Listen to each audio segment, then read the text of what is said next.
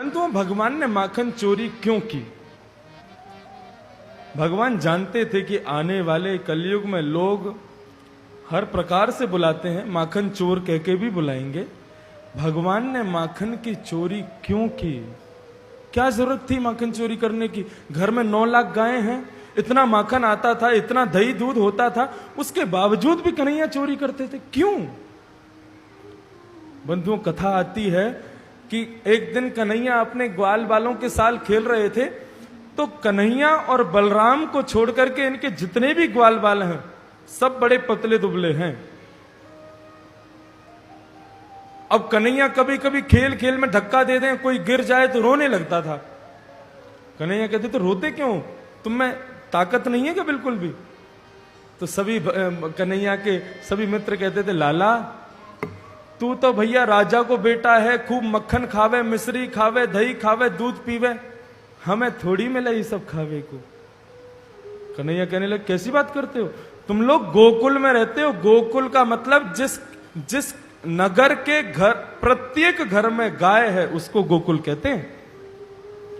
यहां सबके घर में गाय है, सबके घर में दूध दही और मक्खन है, क्यों नहीं खाते हो? तब श्री दामा ने बताया, बोले लाला हमारे जो ब्रजमंडल के राजा हैं ना कंस, उनका सख्त आदेश है, कोई भी ब्रजवासी अपने घर में गौरस बचा के नहीं रखेगा, हमको सब मथुरा शहर भेजना पड़ता है, और यदि किसी ने रख लिया तो कंस उसे जीवित नहीं छोड़ेगा। अब हमारा जीवन यापन तो लाला उसी से होता है, हमारे घर से मक्खन दूध दही बिकता है तभी हमारा घर चलता है, हमें खाने को नहीं मिलता। भगवान बोले, सदवस्तु कुपात्र के हाथ में जावे ये अच्छी बात नहीं है।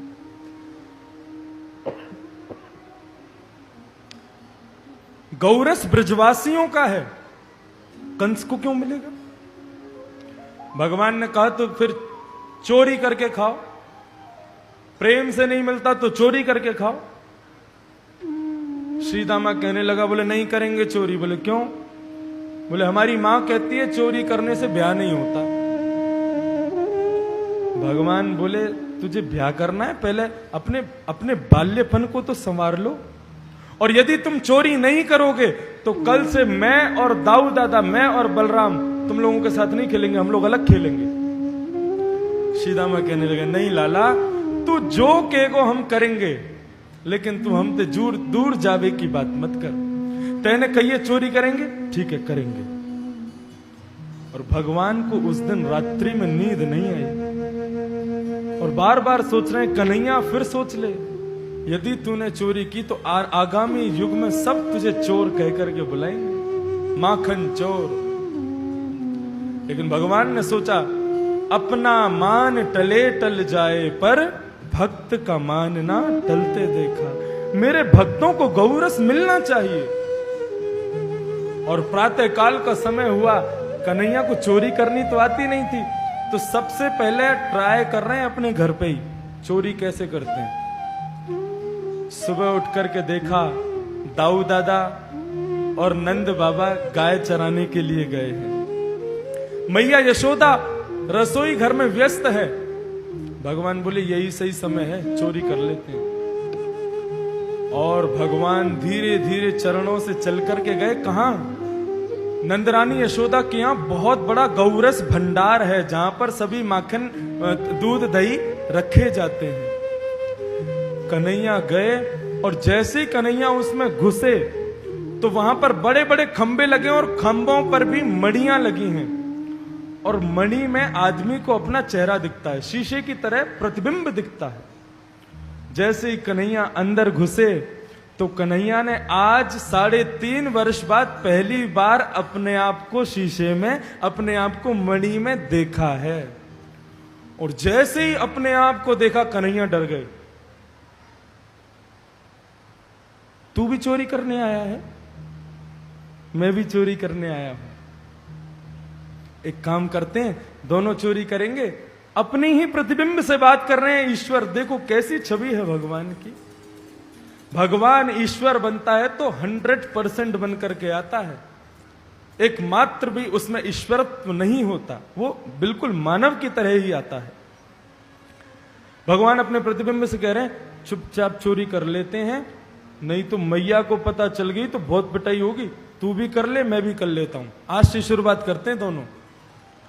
अब गौरस भंडार से ये आवाज मैया यशोदा को सुनाई देने लगी। बोले कि ये कन्हैया उठ गया, ये सुबह से सुबह बात किससे कर रहा है। मैया यशोदा जैसे ही गई और जाकर के सारी बातें सुनने लगी तो सुना कि चोरी की बात कर रहा है कन्हैया।